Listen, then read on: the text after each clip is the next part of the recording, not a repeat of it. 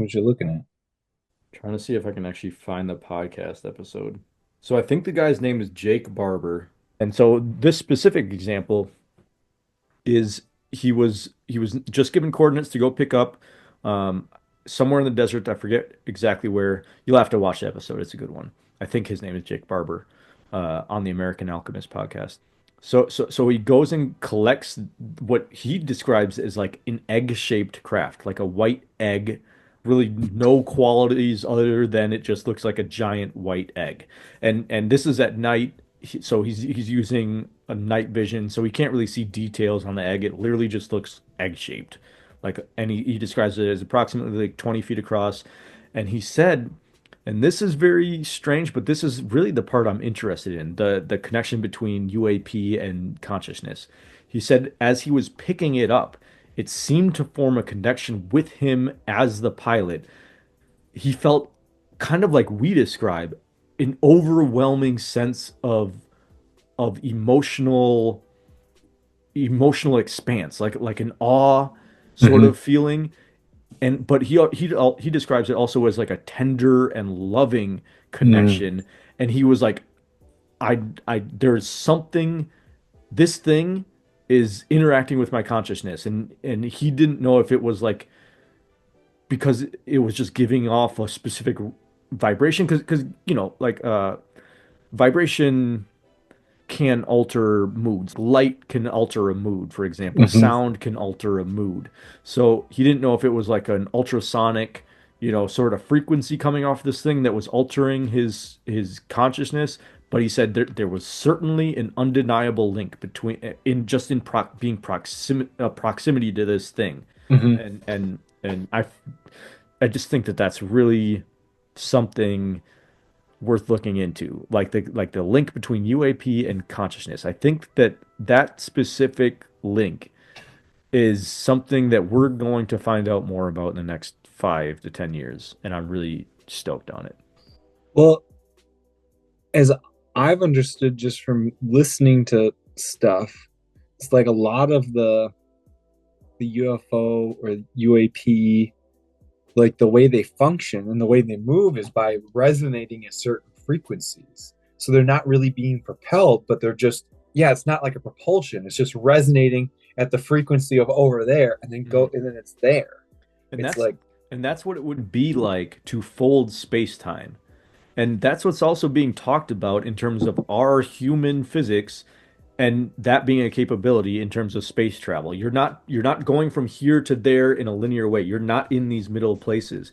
You're literally folding it and jumping to the next location. But from the human mind perspective, it looks like a linear path of travel. But because that might only be because the human brain fills in unknowns, and we mhm, know this with mhm, all sorts of phenomenon. For yeah, example, your peripheral vision, you think that this is real and solid. It's not. The brain is forming a lot of assumptions out here in your periphery, including the separation between your two eyes. It is merging. There's two yeah, separate fields of vision here, but your brain combines these images into a single coherent image. And I think that that's similar to what we're seeing in terms of UAPs moving from here to here. And we're saying this fucking thing went 500 miles an hour. No, I don't think so. I think your brain is filling that yeah. in because To, that's all your brain can process. That's all it can come up with. That's how it interprets it. what and my point with the whole thing of that it moves from a vibration is that if it operates in a vibrational way, then and if like emotions and thoughts and thought forms and are vibration, then of course then there would be some sort of emotional response, because it's like, um yeah, because you're like, I mean, you can feel even without body language, without visual aspect, you can feel when someone's like pissed off. You can feel when someone's really happy. It's like a subtle thing, but you can feel that difference. So if a large machine operates through vibration, then yeah, you would definitely feel something. Mhm. There would be some feeling around it. Yeah. Um, To me, that makes sense. Yeah, now that you say it like that, makes sense to me too. Like we like to interpret these things on a very spiritual level, and maybe that's the right thing to do. I'm not sure, but also, yeah, from a very physical standpoint, vibrations do change the way you feel. And Yeah. like whether you call that because you're an empath and you can literally feel other people's emotions, or you're just talking from a purely materialistic physical standpoint, there are harmonic Yeah. resonances between Hmm. this tuning fork and this tuning fork. You bang this one, and if it's a relative same frequency, it will vibrate at the exact same rate. Yeah. And humans are no different. Consciousness is no different. Like this is all we're talking we're talking about the function of consciousness. When we're talking about all this other stuff, we're Hmm. literally just coming up with new ways of describing how consciousness interacts with Hmm. itself. Hmm. Hmm. Hmm. Hmm. So none of this is And divided. This is all the same thing we're talking about, just using different objects and adjectives and activities to describe it. and also too, like if we take the perspective that consciousness is foundational and that like our brains are really just broadcasters and receivers, and if that machine functions in the same way, then yeah, you can like, whoa, whoa. And I think that's, to me, that's where well, and so okay, now I'm coming back to the shamanic animistic part, because like okay, I could talk I could talk I could talk to the spirit of Chat GPT through journeying, and it would come up with very different responses than if I was like talking through like, because that's like mechanical. But then if I talk to it directly, then what I'm doing is it's my consciousness communicating with the resonance of the like archetype of the spirit archetype of chat gbt, or like of technology itself, which also too, like, I think technology, if its ultimate or like higher archetype, I think is like fire. Like in terms of relationship with humans, like fire was like the first technology. And also too, like, oh, I don't know, now my mind's spinning, because I'm like thinking of like all the rocks and like minerals, because you can speak to rocks, you can speak to trees, you can speak to everything with a journey, because it's like it's using like, you're just the interacting. Oh, I'm spooling out. I love it. Spool But away, spool it was away. really exciting.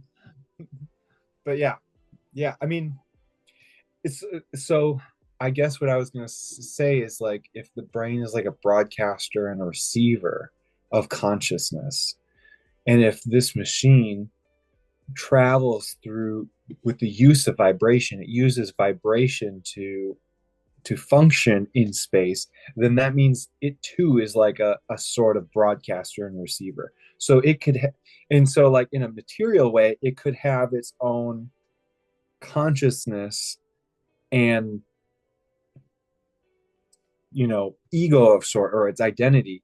But then in like a shamanic journeying perspective, it would be like, yeah, no, no shit. Like Right. everything, this cup has its own consciousness, and I can journey to the spirit of this cup and then Mm. talk to its personality. And now it's making me feel bad.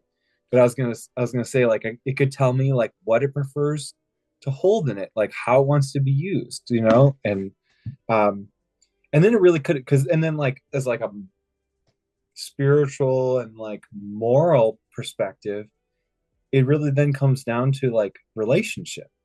Like what is our relate, because and that's where it could really blow the lid off of, if it's like somehow like technology and UAPs and AI get us to realize that everything is like conscious. That's then what the it's like fuck I'm saying. That's exactly what I'm saying. That's then why it it feels like we're on the tipping point. then it blows materialism out of the water, where it's like, oh, I have this, it's just a cup, and it's like, no, it's alive, and how you treat it matters. Mm. And then like how you, like how you treat everything everything, and your how you interact with everything matters because Mhm. it's the relationship, and because it's like, I think that is the blossoming of human consciousness. yeah, I think that's where it happens. yeah, totally, yeah. That's the next evolution for the human. And that's where like so many like indigenous peoples had it right from the beginning. Hmm. It's everything is its own unique entity, but we are all one anyway. We all, yeah, yeah. I mean, ultimately, we are all different perspectives Yeah. of one unified consciousness. Like you're saying, this cup is a unique perspective of Hmm. this unified consciousness. Like the Yeah. cup does not own that consciousness. Rather, the cup is kind of like a lens through which unlimited, infinite consciousness is looking. And so it's totally fine to say this cup has consciousness. I'm cool with that. But it's not quite the same as panpsychism, in which we say that everything has consciousness. No, everything is Everything, consciousness. yeah, everything is consciousness. However, as like an individuated being, I could also talk and interact with this as an individuated being too. That's the way to relate to it. Yes. Yeah. It's Yes. that Yeah. that The relate. Yeah. right. Yeah. That like that cup is a unique vibration of infinite consciousness. And so in that way, we can call it an individualized entity, all the while knowing that it is not separate from all that is. And nothing ever is. You Nothing know, ever like is. there's some lessons where it was like you like you don't know who you are in isolation. You can only know who you are through the circles of connections in your relations that you're in. And it's like, and that always confused me in the beginning, but then the more I've been around people and like, or the more I've like had it in my head and being around people, is it's like I'm it's like I'm seeing how many different versions of me there can be through the perspectives of other people, and realizing there is no solid me, but there's the relationships between the individuations, you Yes. know. And it's like the Indra's web or Indra's net, you know, like it's there is no separation, but there is, yeah, it's paradoxical. Well, what you're describing is literally what pure consciousness has done. Hmm. Pure consciousness cannot know itself outside of relation. So pure consciousness, Hmm. the eternal infinite absolute, I call it the absolute Hmm. because it's undifferentiated. In order to know anything about itself, it needs to form duality, Hmm. the perception or illusion of duality, and that creates a relationship. It needs relationship in order to know itself. And that's why we are children of God. We Hmm. need to do the same thing. We need to form relationships in order to know ourselves. But each of those relationships has a different perspective of who we are Hmm. as a quote unquote individual. And also our own perspective of who we are as an individual is in equal relationship to everybody else's relationship to who we are. And Hmm. so it's through these Hmm. relationships that we understand self. Hmm. Yep. And the self understands itself. Well, the self is all there is. Yeah.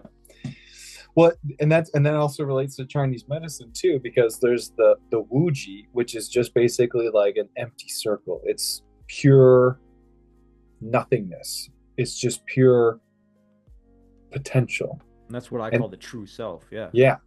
And then there's oh shit, I forgot what it's called. But it's basically a circle with a dot in it, and it's one. And it's kind of like the point of which of observation. Like Wuji is not even, there's nothing to observe, or it's just this point of observation. It's the second one. And then there's the I would call that point concept I am, pure I am. yes, yes, exactly. And then after that is the Taiji 2, which is the stereotypical yin yang symbol, where there's duality, That's the birth but of and duality. we I am this. exactly, and I am that. I am But that. but the I am this, I am that. But the thing is, we see them as two separate things, but there's that sense of it moving because there can't be separated. Hmm. The yin can't exist without the yang.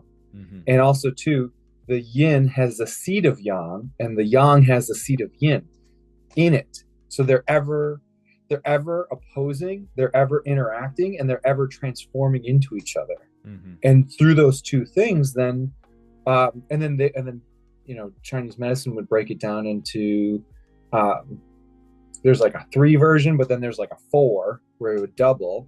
So that's like the cardinal directions and the four seasons, the like four aspects of, or like the aspects of like anyway, it gets broken down. It can get broken down into every number until nine, and then nine is like you hit everything, every dimension of being. Aren't there nine chords in music theory? And Oh, now we're getting aren't there also nine dimensions in I know Ra in the Law of One talks about there being nine dimensions. Aren't there nine dimensions from like a physics standpoint too? I've Like heard that, yeah. nine like theoretical dimensions. Well, and that's the thing. Like some physicists have used like Chinese medicine theory, or like or like yin yang and five elements to understand and how to like um simulate the creation, like how to understand how planets are formed. Like the these what's cool about with Chinese medicine is that it wasn't like they thought of a concept and then they tried to fit nature into it. They only came up with these by observation of nature. Mm. So it's like they're metaphorical explanations to the observation of what is. And and the thing is like consciousness is stored in the blood and in the heart, and the heart is inherently empty. Mm. That's the heart. Your healthiest state is basically enlightenment. Like that's your primal foundational state, and anything outside of that is disharmony that you were just working on bringing back into balance. I was just going to talk about the word harmony right before you said it. Yeah, yeah. Cool. Because I mean, like ultimate harmony is emptiness, right? Like that is pure harmony. And Yep. realizing that everything is the pure emptiness of awareness. Everything is just a modulation of awareness, and awareness itself is always pure. Yeah. Awareness itself is already radically free, always radically free, regardless of its modulations, regardless of its vibrations. It's always radically free and therefore always radically harmonious, no matter what is happening as with it. What and that's what they would say too, is like so like different emotions correspond with the different organs and the different elements, and they all connect to each other. But like, yeah, empty doesn't mean like flat and dead, or No. you have the capacity to express the full range of emotion in all of its directions. It's just that none of them get stuck. Right. None of them like stay too long.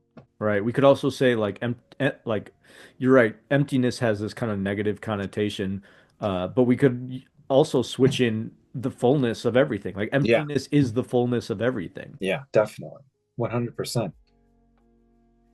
Yeah, it's so cool. Yeah, yeah. I think it'll be interesting to see if like humans come up with new terms for this as this becomes more grounded in regular talked about society, in terms of like these concepts such as emptiness, because these are charged terms, just like the term God. Like I use the term God because God is not a very charged term for me, even though I grew up in kind of the Christian Catholic faith. It's not. I never really related to God as like an entity, more like an essence of being, and that just because I always like even when the priests or whatever would talk about God as like a father, God the Father, God, Yeah, this man entity in the clouds. You know what I mean? I yeah. was always like, that's fucking bullshit. Like that's for sure not what it is. It's First like of what? all, if God is the creator, God's a woman. You Yeah, know, yeah, if we're right. gonna personify God, God is, and God gave birth to creation. Okay, God's a woman, first of Never has all. a guy shot a full like a baby out of his dick. Never happened. No, it never Never happened. happened. Hasn't happened yet, anyways. Yeah, We're in that wild no. times, but But but has a woman like pushed out a baby a lot, a lot often, many happens times. pretty frequently. Yeah. Yeah, right, exactly. So like we need to either cleanse our terms like God, emptiness, all that is, whatever. We either need to cleanse our terms or come up with new terms. I think, well, I think as people, I think as more folks like awaken or realize, then the terms don't matter. At least because it's like, I feel like that's been our experience. It's like, Totally. Like the terms don't matter to us, but when you're describing them to people that are struggling with these, yeah. with entering into this space, this gnosis space, and in the full realization of who and what they are, and that relationship to then every experience also being who and what they are, a Hmm. modulation of who and what they are, they get caught and they get caught in these terms because these terms carry a charge in their mind. They carry a identification in their mind that But is in laced with a charge. but by design, that's like good It because can be. because then it's like why are you so upset? You know, like you Right. know, Right. like It like does provide an avenue to then question your paradigm, your it's an beliefs. alarm bell, you know, like and it's confusing and hard because even sometimes now, like you know, interacting with people, something will set off like a trigger in me, and I'm like, and then like I won't like act on it, but inside I'll be like, what the fuck, you Yeah. know, and then I'll be like, hey Luke, why are you so mad? I'm like, I don't know, because they did this and this and this. I'm like, the emotional response doesn't seem to match the situation. Like, So, oh, this is more of a me problem than a them problem. You yeah. know? And then you try to find the me and there isn't one, and you're like, oh, and then it just kind of Yeah, dissipates. yeah. But then at least it provides like an opportunity to be like of reflection and then be like, oh, you know, why is this rattling something? Or what is this? Who is this rattling? Yeah, You yeah. know? What is it rattling up against? So it's like which this actually leads me to something I was contemplating before we were talking of like late lately,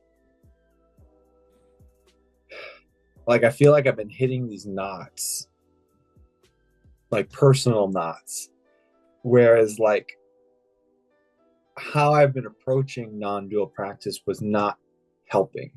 It was making it worse because it would almost, or at least as my understanding of it. And so it's like, it like has helped refine the way or in which I settle into like a non-dual space. Like I would spend so much time trying to push my experience to look a certain way or into like the Mm. into a certain recognition, and that was confined by an experience, and what I was doing was suppressing the emotional stuff, trying to create an experience that I thought was non-dual, Mm. and it would just kind of blow up, and I'm like, oh, this is actually not working. You know, or like something, it's like not working, but it's like something's disharmonious with my way in. And lately my like settling into non-dual has just been pure, the term I use is listening, but it's like listening on all senses of being listening, Mm. not being listening, but like No being listener. receptive, Right. you know. And then sometimes that involves a conversation with the emotion that's popping up. So it's like, oh, there's like a lot of resistance and anger. And so then instead of being the resistance and anger, I'm just listening to what it's saying. And then I'll talk to it and be like, you know, yeah, I'm hearing like a lot of like frustration and like, how are you feeling? And it's like, oh, I'm not feeling safe. And it's like, okay, what can I do to help you feel safer? And because it's like, because some of the experiences I've had when I like, I don't know what to call them, but like Satori moments, maybe, where like there's a full dissolution of self and it was just pure being. Almost all of them, most of them have come through moments where I was so relaxed and felt so safe that like the mind could just let go. And I was finding I was making it worse by trying to force the letting go, Hmm. trying to force it, like get to it by force. And so I've been trying to tend. Now I'm kind of like talking in circles, but No, I know totally what you're saying. What you're saying is like a really like a very common way to approach it, but it's also a very masculine and forceful way to approach it. But what you described as having a conversation with it is just that's a great thing to do. yeah, That because that kind of personifies it in a way that you can develop a better relationship to it. But understand that what you're doing there is just giving yourself permission slips to be okay with it, to allow it. exactly it. So you're just giving yourself permission slips to be okay with it. What happens, and you don't have to do this, but it's Mhm. just a quicker avenue of doing the same thing, is what would happen if you were completely okay with it not being okay? Mm. Like if it was terrible Mhm. and you just decided it being this terrible is okay right now. What? And sometimes that happens. Like 2 nights ago. Like overall, I've been trending in like I don't know, I hit like a rough patch like a few weeks or not weeks ago, maybe like a month ago, where I was just like really stressed out. I was like, okay, like I'm totally dysregulated. I'm really stressed and I'm just noticing patterns around studying and stuff. Like finding doing breathing breath work to like bring heightened states back down so I can, and then softening into studying and creating new relationships. I'm like untangling this knot. And for the most part, it's been trending well in both like my attitude and emotions and well-being. And also like data wise, it's showing like changes. But then what's been happening is like once a week or something, I just have this like total freak out moment where my mind is just like thrashing and there's nothing I can do about it. Like I can't, it feels like I'm going to have like a mental breakdown. Are And you I'm able just, to watch it, watch the freak out in that moment? and that's the only way I've been able to settle with it. It's just been like totally give up and just be like, there's nothing I can do. Like there's nothing I can do. And so I'm watching it. And then sometimes I'll use prayer and that's helped Yeah, that's another great technology. where I was able to, there was like a slight disidentifying with it. And then it just turned into like um, pain in my body. It Hmm. just showed up as like achiness and like, or like chi. It felt like heavy chi and kind of painful, tight chi. It's inviting you it's inviting you to form a direct relationship with it. Yeah. And then like 2 nights ago, I just gave up and it was just like, there's nothing I can do. And so I was just sitting in it. And it's like eventually it faded, but it was just like, you know, it's strange. Well, that's the thing to do though. That you're doing it exactly right. Mhm. Like that's the thing to do. Sit in it. Sit in it. That's it. I do that a lot, Th- and I do it, and I think that's to me the listening part has right. helped because I'm sitting in it without any expectation to change it. Yeah, without any needing it to be different than what it is in this present moment. and the listening aspect is like an empathetic paying attention to without trying to do anything. Perfect. It's like it's giving me just like this little pinprick of a focus to like, not a pinprick of focus, but it's giving me, instead of like not knowing what to do and not doing anything about it and like being caught in it, it's just giving me a space to like to be curious about what's being communicated Hmm. when I can't do anything about it, Yeah, you you know? couldn't do anything about it either, anyway. Yeah. So you might as well do the most harmonious thing that there could be to do, which Hmm. is to just allow it. Like join in it and be that full sensory acceptance of it. Like Yeah. really allow it to be. And it'll fizzle out. It always does. These things are Hmm. always temporary. They'll always pass. You know, Yeah. as much as like when we take acid, we think we'll be stuck in that forever. Yeah. Happens to some people, but for the most part, it doesn't. You know, you got to be really destabilized and ungrounded to be caught in something like that. And that but in general, that does not happen. And for you, you're a grounded enough person to where that would not happen. So Yeah, so if it was going to happen, it would have happened a long time totally, ago. you totally for know? both of us. Yeah. I guess there's been, and the thing is, like, I do that often. That's my first go-to, is to like let it be. And there's no pushing away of the experience, right? There's a full It joining of it. and well, and there's sometimes like where it's like there's times, and this might be just more of like a moment, the difference of like moments to moments, but like, there's sometimes where it's like, okay, there's a lot of anxiety and I just accept it and allow it to be. And then it's just like, and then there's like a shift where it's like the anxiety was all of me. And then when I allowed it to be, then it was just like a small sliver of the pie. And it became just one thing in the host of all the other sensations. So, like, before there was just anxiety and the worry, and then I allowed it to be there. And then anxiety was there, but so was like the sound of the birds, and so was the sound of the cars Hmm. driving by, and so was the sensations in my body. It Hmm. fit into the panoramic, you know. And then other times where like 2 nights ago, I let it be, and it was still just only that. It was just like, all right. And I remember even thinking, I was like, I'm gonna lose my fucking mind. And then it's like, well, there's nothing I can do. Yeah, I Okay. guess that'll be what it'll be too. Yeah. And so I just like gave up.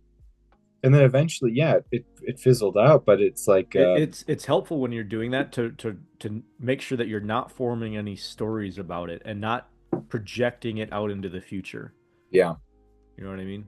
yeah, Like if you like pure allowance and the full joining of those things is the thing to do in that moment, but also make sure that you're not forming a story around it because then you're like further mm, condensing and trapping it in your experience as you yeah, form a story around it or project it into your future like this means this is going to mm, mean this outcome or this is going to lead to this. That's what the yeah, mind likes to do for some reason. It just totally. does. But if you can stop that habit, Hmm. it allows these energies to pass through a lot quicker. Oh, yeah, Yeah. totally. Okay. Yeah. Yeah, and like there's a lot of ways to talk about what this is and why this is, which isn't really helpful. But I Yeah. will say one thing here is that people that keep these things in the head, they'll arrive as a story. These energies will arrive as a story and as if they mean something. But if Mm, you can encounter these things from more of a heart space, where these things are just allowed to just be energy, like they don't hmm, mean anything. hmm, This anxiety that you're talking about, you can be felt as an energy, right? hmm, hmm, And if you totally. can stay with the heart space, the energy of it, rather than any head space story of it, Yeah. that's what allows it to just kind of move through quicker. Yeah. And allow it like true allowance is the remedy for everything. Hmm. Totally. I agree 100%. But you're doing it exactly right. I'm just providing some notes on and clarification on what you're doing, which is the right thing to do. No, I appreciate it, especially with the story part, because that is like slippery.